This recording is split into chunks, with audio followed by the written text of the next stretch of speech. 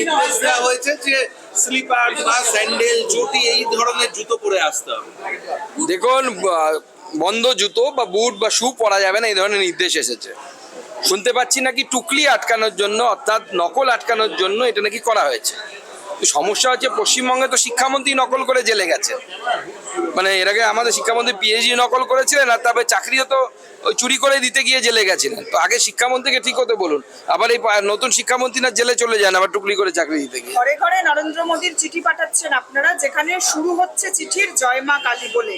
তৃণমূল কংগ্রেস কটাক্ষ করছে, অবশেষে আপনারা রামকে ছেড়ে কালীকে ধরলেন, মমতা বন্দ্যোপাধ্যায় নকল করছেন। দেখুন, আমরা তো কালীকে রামকে আগে থেকে ধরে আছি। তৃণমূল কংগ্রেসকে জিজ্ঞেস করুন, ওনারা কি আল্লাহ ছেড়ে কালী ধরেছেন না এখন আল্লাহতেই আছেন রেড রোডে। হুমায়ুন কবিরের প্রস্তাবিত বাবরি মসজিদে 1,11,000 টাকা দান করলেন নওদা ব্লক তৃণমূল কংগ্রেস সভাপতি তথা মুর্শিদাবাদ জেলা পরিষদের শিক্ষা কর্মাধ্যক্ষ সফিউজ্জামান শেখ। দেখুন, এই যত সেকুলার পার্টি আছে, সকল যারা নিজেদেরকে সেকুলার পার্টি বলে, সে এই পার্টিতে থাক বা ওই পার্টিতে থাক বা লাল পার্টিতে থাক, সব এক জায়গায়। রসুনের পেছন দিক যেমন এক জায়গায় থাকে, এদেরও সবাই এক জায়গায়, কোনো পার্থক্য নেই।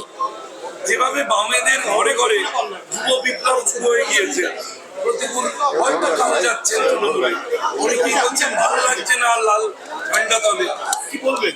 এখন লাল ফিকে হতে হতে এখন বাম ঝান্ডু বাম হয়ে গেছে, আর ওদের মধ্যে ওখানে কেউ থাকবে না, সব পালাবে। সুপ্রিম কোর্টে এসআইআর প্রক্রিয়া নিয়ে এবার বিরক্তি প্রকাশ করছে, তার কারণ হচ্ছে যে অফিসার ঠিক মতো সময় দেওয়া হয় না। মানে সুপ্রিম কোর্ট তো স্পষ্ট বলেছে তার অবজারভেশনে যে ক্লাস এ অফিসার কেন দেওয়া হয়নি, এবং এটা ইচ্ছে করে করা হচ্ছে। কারণ এই ক্লাসে বাংলাভাষী বাঙালি অফিসার দিলে পরে তারা বাংলা বুঝতে পারতেন, বাংলা পড়তে পারতেন, কথা বলতে পারতেন বাংলায়।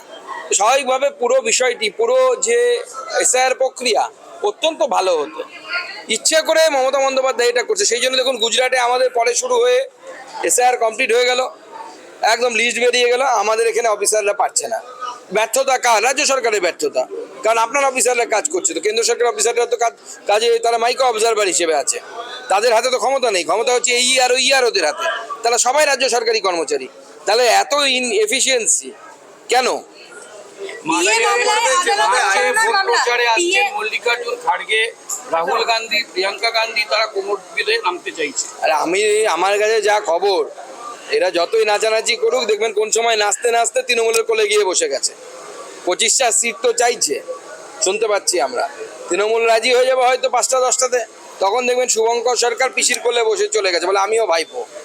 বিয়ে মামলায় আদালত অবমাননার মামলার দায়ের করলো, ইতিমধ্যে শীর্ষ আদালতে মামলা দায়ের করেছে। আমরা সেই সংগ্রামী কর্মচারীদের সাথে আছি যারা এই মামলা বহুদিন ধরে লড়ছেন, এবং যারা ডিএ চান, তবে ডিএ বিজেপি সরকার এসেই দেবে, এরা পারবে না দিতে। এসআইআর পর্বে যেভাবে আইন শৃঙ্খলা পরিস্থিতির অবনতি হয়েছিল তা নিয়ে উদ্বেগ প্রকাশ করেছেন সুপ্রিম কোর্টের প্রধান। ডিজির ভূমিকা নিয়ে উনি উদ্বেগ প্রকাশ করেছেন, এবং আমার মনে হয় উদ্বেগ প্রকাশ যেটা করেছেন সেটা গোটা বাংলার মানুষ নয়, ভারতবর্ষের মানুষ উদ্বেগ প্রকাশ করছে। কিন্তু বিষয় হচ্ছে উদ্বেগের সাথে সাথে ডাইরেকশনও দরকার, উদ্যোগও দরকার। আমরা চাইবো যে apex court of this country will direct the DG police and the machinery of the state of West Bengal. 92 বছর বয়সে প্রয়াত হলেন সাহিত্যিক শঙ্কর। বিরাট ক্ষতি, বাংলা সাহিত্য জগতের নক্ষত্র পতন।